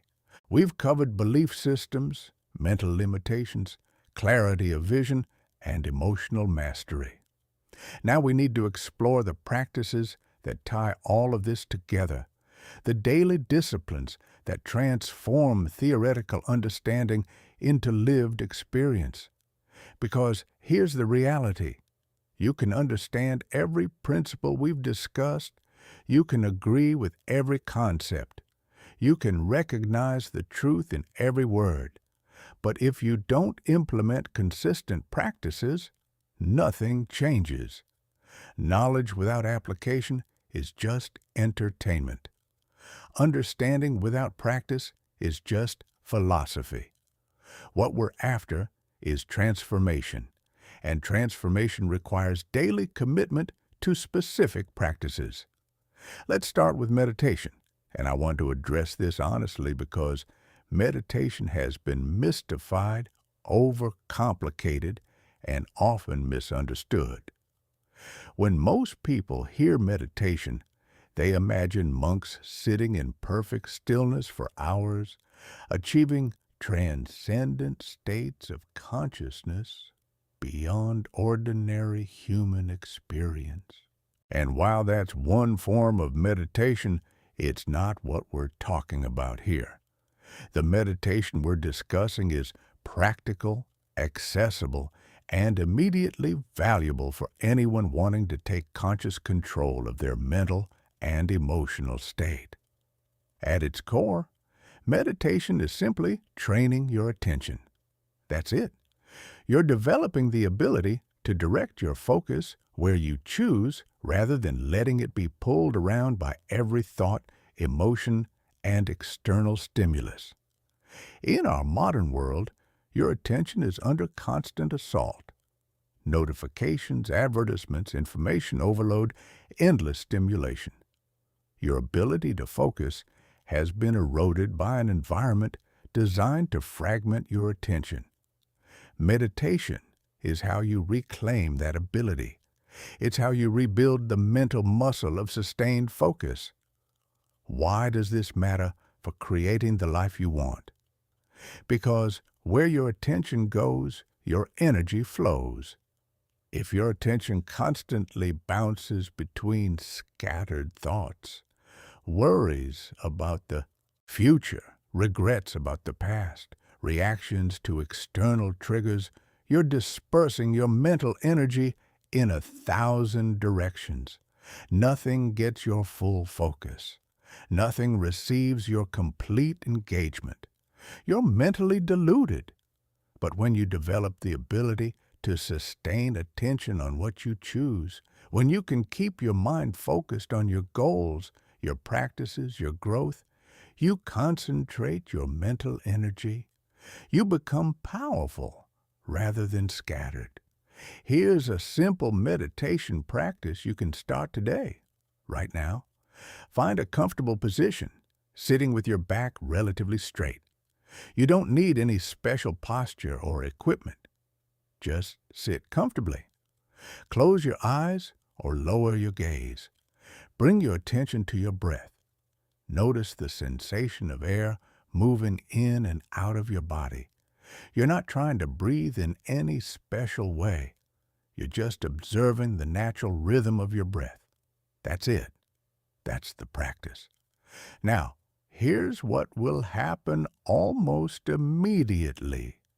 Your mind will wander. You'll start thinking about your to-do list or something someone said yesterday, or what you're having for dinner, or whether you're doing this right. This is not failure. This is completely normal. The wandering mind is the default state for most people. The practice is not achieving a blank mind.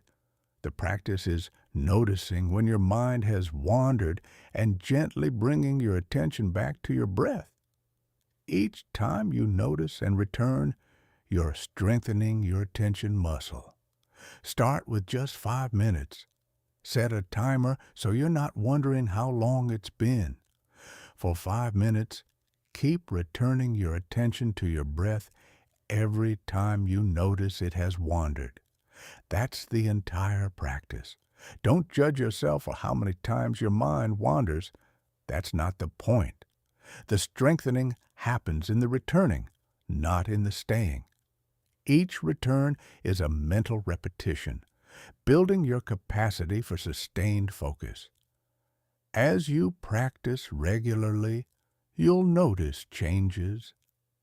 The first thing you'll probably notice is increased awareness of your thought patterns. You'll start catching yourself in automatic thoughts more quickly throughout your day. This awareness is incredibly valuable because you can't change patterns you're not aware of. Meditation makes you conscious of the mental activity that usually runs automatically in the background. You'll also notice improved emotional regulation. When you're more aware of your thoughts, you're also more aware of the emotions that arise from those thoughts. This awareness creates space between stimulus and response. Instead of automatically reacting to emotions, you'll find yourself able to observe them, choose your response, and maintain equilibrium even in challenging situations.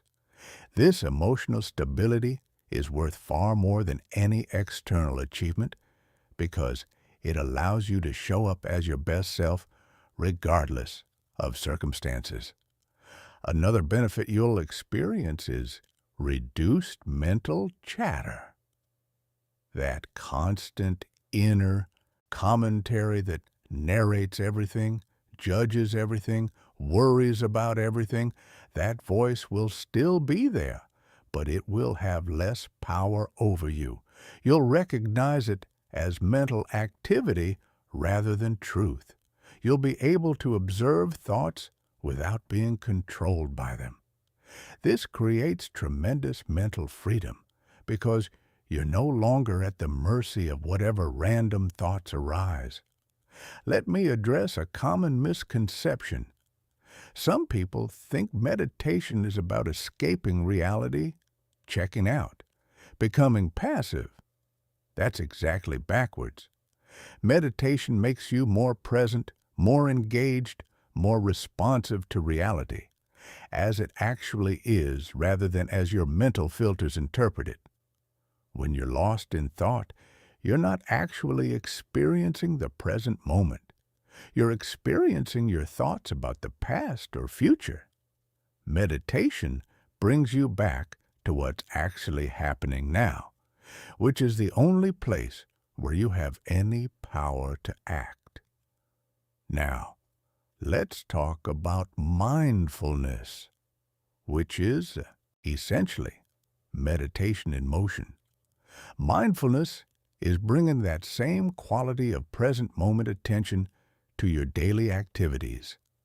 Instead of doing things on autopilot while your mind spins through worries and plans, you fully engage with what you're actually doing. When you're eating, you're fully present with the experience of eating. When you're walking, you're aware of the physical sensations of movement. When you're having a conversation, you're actually listening rather than planning what you'll say next. This might sound insignificant, but it's profoundly transformative. Most people spend their entire lives partially present, never fully experiencing anything, because their attention is always somewhere else. They're physically here, but mentally elsewhere. Mindfulness is about being fully where you are, engaging completely with the present moment. And when you do this, life becomes richer, more vivid, more satisfying. You're not constantly striving toward some future moment of satisfaction. You're able to find satisfaction right here, right now, in the actual experience of living. Here's a practical mindfulness exercise you can practice throughout your day. Choose a routine activity, something you do every day. Maybe it's your morning coffee, or your shower, or your commute. Decide that during this activity, you'll practice full presence. You'll bring complete attention to the sensory experience. Notice every detail, the temperature, the textures, the sounds, the sensations. Whenever your mind wanders to planning or worrying, gently bring it back to the direct sensory experience. This simple practice, done consistently, will gradually expand your capacity for presence throughout your life. Let's connect this back to manifestation, because presence isn't just about peace and stress reduction. When you're truly present, you notice opportunities you would otherwise miss. You pick up on subtle cues in conversations. You recognize synchronicities. You're attuned to your intuition. All of this information is available to you constantly, but most people miss it because they're lost in mental activity. Presence opens you to guidance, insights, and opportunities that support your goals. Also, presence is the only place where action happens. You can't take action in the past or future. Action only occurs now. So if you're constantly mentally living in past or future, you're unavailable for the very action that creates change. Mindfulness doesn't pull you away from your goals. It makes you more effective at pursuing them because you're fully engaged with the present moment where action is possible. Now, I want to introduce you to what I call the gratitude frequency. We touched on gratitude in the previous section as an emotional state, but let's go deeper. Gratitude is not just a feeling you occasionally experience. It's a frequency you can learn to operate from consistently. It's a way of perceiving and interacting with life. And when you master this frequency, when you make gratitude your default state, everything shifts. Think about frequency for a moment. Different emotional states operate at different frequencies. Fear, anger, resentment. These are low-frequency states. They feel heavy, constrictive, draining, Love, joy, gratitude, these are high-frequency states. They feel light, expansive, energizing. The frequency you predominantly operate from determines what you attract and create in your life. Low frequencies attract corresponding low-frequency experiences. High frequencies attract corresponding high-frequency experiences. This isn't mystical. It's about the energy you bring to situations, which influences how people respond to you and how you interpret events. Gratitude is one of the highest frequencies available to human consciousness. When you're genuinely grateful, you're in a state of appreciation for what is. You're not focused on lack. You're not dwelling on what's wrong. You're recognizing and valuing what's present. This state of appreciation does several things simultaneously. It makes you feel good, which is valuable in itself. It trains your brain to notice positive aspects of life, creating a positive feedback loop. It opens you to receive more because you're acknowledging and appreciating what you already have. And it aligns you with abundance consciousness rather than scarcity consciousness. Here's how to make gratitude a consistent frequency rather than an occasional feeling. First, establish a daily gratitude practice. We mentioned this earlier, but let's expand it. Each day, write down specific things you're grateful for, not just big things, not just obvious things. Find gratitude in small details, the warmth of sunlight, the taste of your food, the comfort of your bed, the fact that your body breathes automatically without conscious effort, a kind gesture from a stranger, a moment of unexpected beauty. Train yourself to notice and appreciate these details, but don't just list them mechanically. For each item, pause and actually feel gratitude. Let the appreciation fill your chest. Let yourself fully experience the positive emotion. This emotional engagement is what shifts your frequency. Going through the motions without feeling won't create the same transformation. The feeling is the key. Second, practice finding something to appreciate in every situation, even challenging ones. This is advanced gratitude practice. When something difficult happens, when you face a setback, when circumstances aren't what you wanted, can you find anything to appreciate? Maybe it's the lesson the situation is teaching you. Maybe it's the strength you're developing by navigating the challenge. Maybe it's the clarity you're gaining about what you actually want. Maybe it's simply the fact that you're alive to experience even difficult moments. This isn't about pretending difficulties don't exist or forcing false positivity. It's about training yourself to find value everywhere. It's about recognizing that even in challenges, there are aspects worthy of appreciation. This practice builds incredible emotional resilience because you stop being dependent on perfect circumstances to feel good. You can maintain an underlying sense of gratitude even when things aren't going your way. Third, express gratitude to others regularly. Don't just feel grateful internally. Speak it. Tell people you appreciate them. Acknowledge what they contribute to your life. Thank them specifically for things they've done. This external expression of gratitude does two things. It strengthens your internal gratitude practice by making it more conscious and deliberate. And it improves your relationships because people feel valued, which naturally makes them want to contribute more to your life. Here's something I learned that deepened my gratitude practice immensely. Instead of only being grateful for what I have, I started practicing gratitude for what I don't have. Grateful for problems I don't have to deal with. Grateful for illnesses I'm not experiencing. Grateful for losses I haven't suffered. This might seem like an odd practice, but it's incredibly powerful. It makes you aware of all the ways your life could be more difficult, but isn't. It expands your appreciation beyond just the positive things present to include the negative things absent.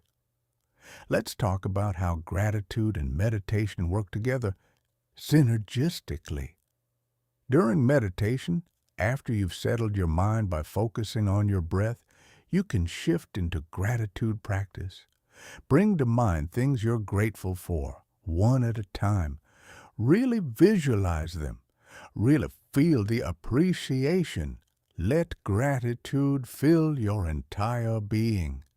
This combines the focused attention of meditation with the elevated emotion of gratitude, creating a powerful state that programs your subconscious mind with abundance and appreciation. You can also use gratitude as an anchor during difficult moments.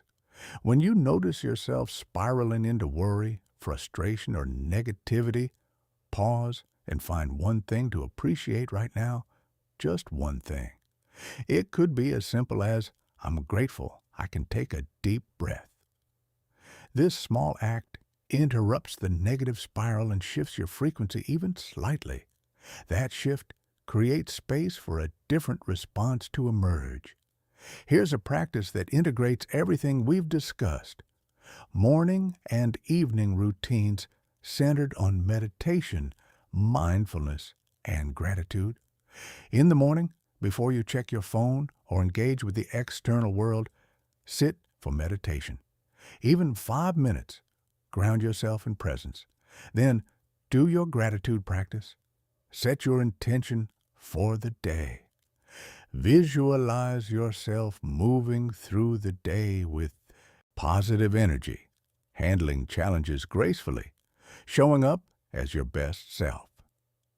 In the evening, before sleep, reflect on your day. What went well? What are you grateful for from the day's experiences? What did you learn? Do a brief meditation to release any tension or stress from the day. This evening practice clears your mind before sleep and ends your day with positive focus, rather than worry or regret. It also programs your subconscious mind during sleep with appreciation and learning rather than anxiety and criticism. These bookend practices, morning and evening, create a container for your day. You start from a centered positive place and end in reflection and gratitude. What happens in between is influenced by these practices.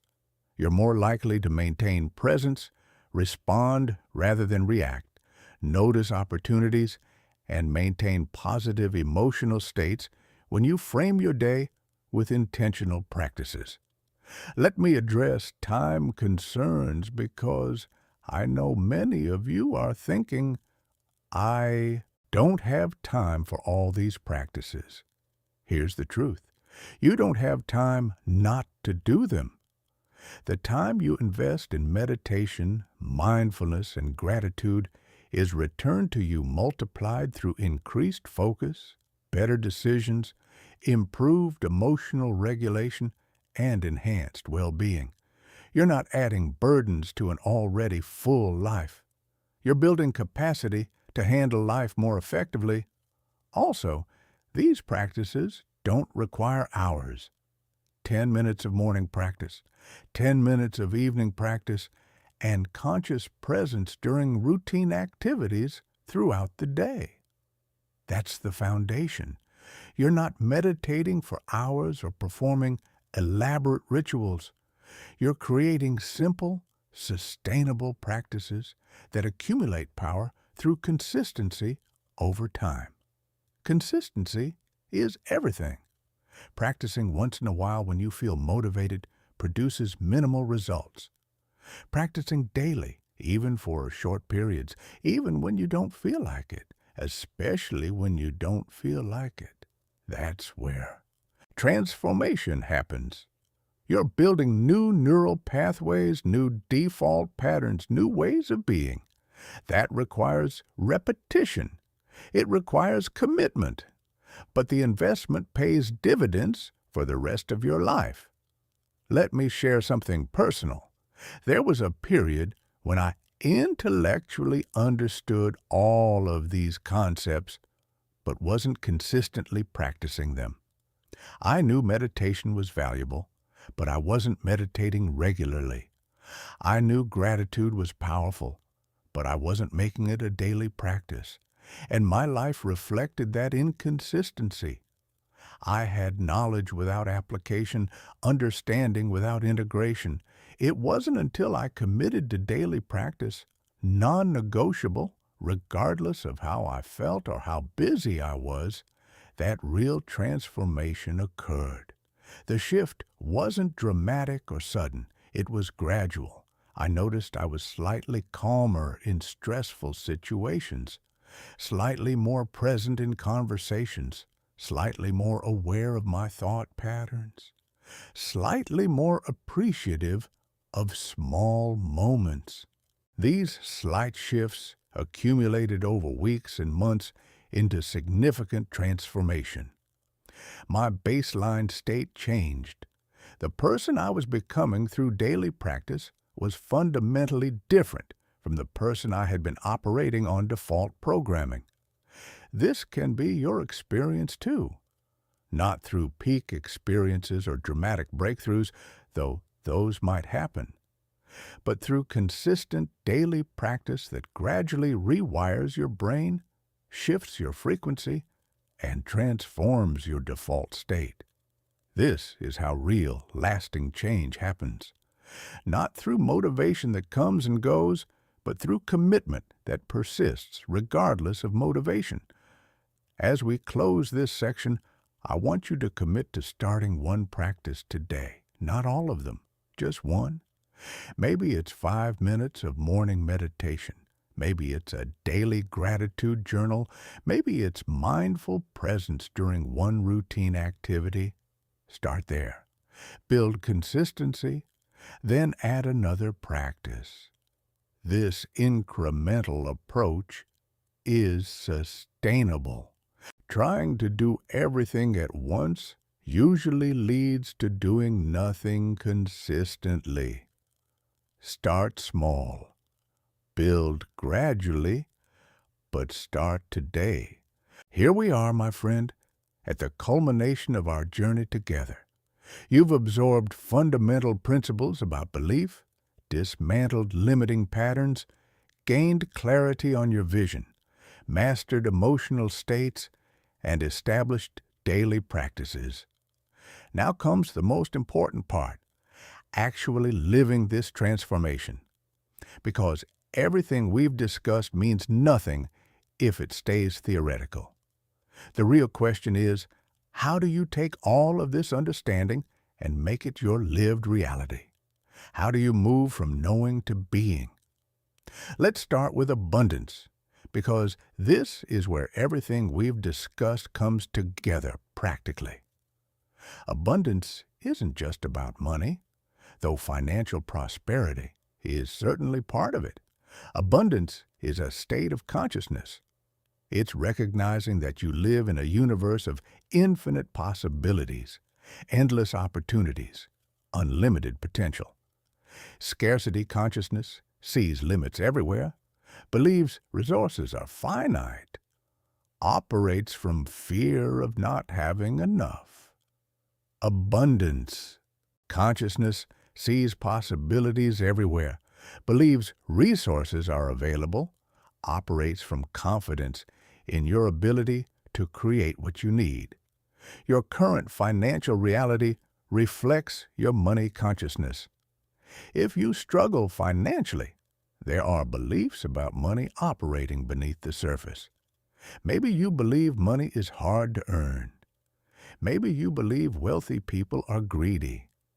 Maybe you believe you don't deserve financial success. These beliefs, conscious or unconscious, shape your relationship with money and determine your financial outcomes. Transforming your financial reality requires transforming your money beliefs. Start by examining your current money story. What do you believe about money? Where did these beliefs come from? Are they serving you or limiting you? Most money beliefs are inherited from parents, absorbed from culture, or formed from limited early experiences. They're not truth. They're perspectives that can be changed. Choose beliefs that support financial abundance. Money flows easily to me. I create value that others gladly pay for. Wealth allows me to contribute more meaningfully. I'm worthy of financial success. But don't just think these new beliefs. Act from them. Take actions that align with abundance consciousness rather than scarcity consciousness.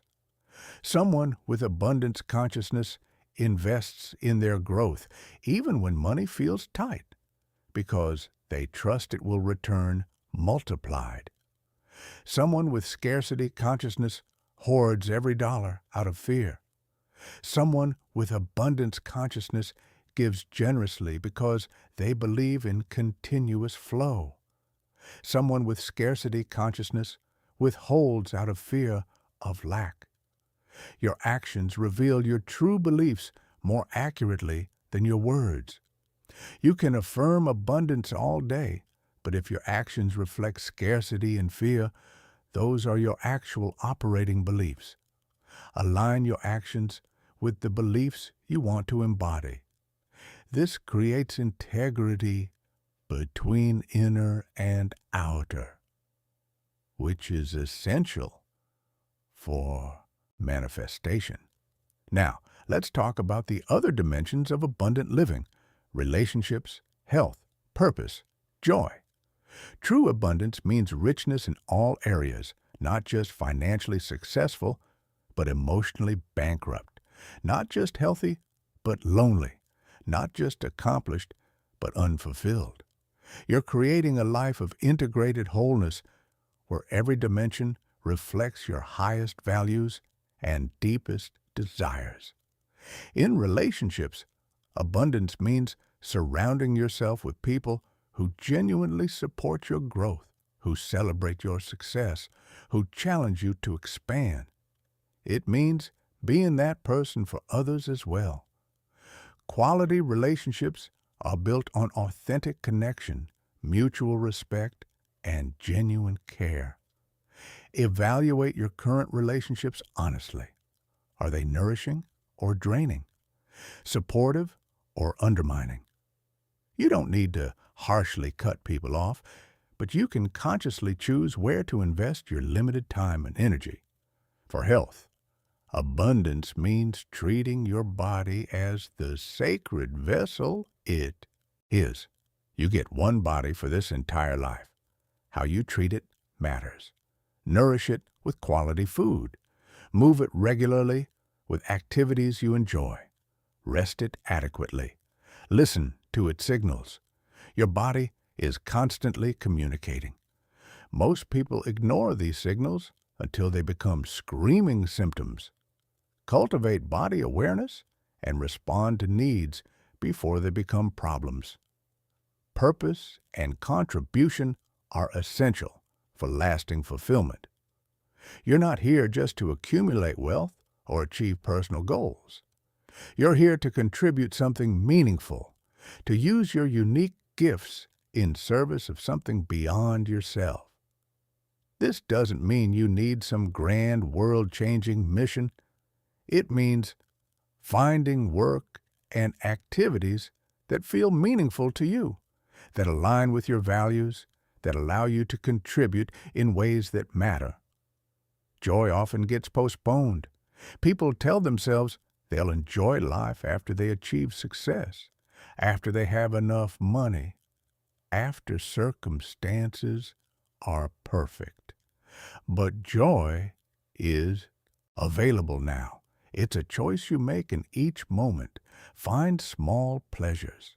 Appreciate simple beauty. Laugh more. Play more. Don't sacrifice present joy for future achievement. They're not mutually exclusive. You can pursue ambitious goals while thoroughly enjoying the journey. Here's what integration looks like. You wake each morning with clarity about your purpose and excited about your day. You engage fully with whatever you're doing, present rather than scattered. You handle challenges with calm confidence rather than reactive stress. You maintain positive emotional states even when circumstances aren't perfect. You take consistent action toward your goals without force or strain. You appreciate what you have while working toward what you want. You contribute meaningfully to others while honoring your own needs. This is alignment. This is what we're creating. But let me be honest with you about something crucial. This is not a destination you reach, and then you're done. This is continuous evolution. You don't master these principles once and then coast forever. Life continuously presents new challenges, new opportunities for growth, new layers to explore. The person you're becoming is always evolving. Your understanding deepens over time. Your capacity expands through experience. This is a lifelong journey, not a temporary project. Some days you'll feel aligned, present, abundant. Other days you'll struggle, doubt, forget everything you've learned. That's completely normal. You're human, not a perfection machine. The practice isn't maintaining flawless consistency. The practice is returning to alignment when you notice you've drifted. It's catching yourself in old patterns and choosing differently. It's forgiving yourself for setbacks and beginning again. This requires self-compassion, which many people struggle with. You might be harsh with yourself, critical, demanding. That harshness doesn't motivate growth. It creates resistance and shame. Practice treating yourself with the same kindness and encouragement you'd offer a dear friend. Notice when your inner voice becomes critical and consciously shift to supportive language. You're learning, growing, evolving. That process includes mistakes and setbacks.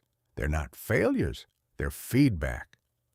Let me leave you with final guidance for your continued journey. First, trust yourself. You have inner wisdom, intuition, guidance available to you always. Learn to distinguish between the voice of fear and the voice of wisdom. Fear is loud, urgent, catastrophic. Wisdom is quiet, calm, clear. As you practice presence and meditation, you'll become better at hearing and trusting your inner guidance. Second, stay curious. Approach life with openness rather than fixed conclusions. Be willing to be wrong about your assumptions. Be willing to learn from unexpected sources. Be willing to change direction when new information emerges. Curiosity keeps you flexible, adaptable, growing. Third, celebrate progress. Don't wait for perfect completion to acknowledge growth. Notice small improvements. Appreciate incremental progress. Recognize how far you've come rather than only seeing how far you still have to go. Celebration reinforces positive patterns and maintains motivation. Fourth, remember that you become what you believe. This is the foundation of everything we've explored.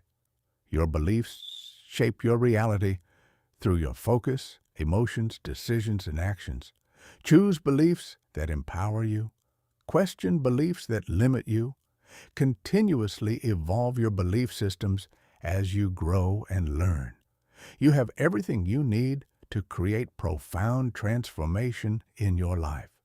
The principles work, the practices work, but only if you work them, only if you apply them consistently, only if you commit to your own evolution with the same dedication you'd bring to any important endeavor. Your life is your most important project. You are your most valuable investment. The life you want exists as possibility right now. It's waiting for you to step into alignment with it through your beliefs, emotions, thoughts, and actions. Every moment is an opportunity to choose again, to redirect toward your vision, to embody the person you're becoming. Don't wait for perfect circumstances. Don't wait for complete confidence. Don't wait until you feel ready. Start now, from where you are, with what you have. That's always enough. My friend, you've received the framework. You understand the principles. You know the practices. Now go live them. Create the life that reflects your highest vision. Become the person you're capable of being. Remember, you become what you believe. Choose beliefs that serve your greatness. Your transformation begins now.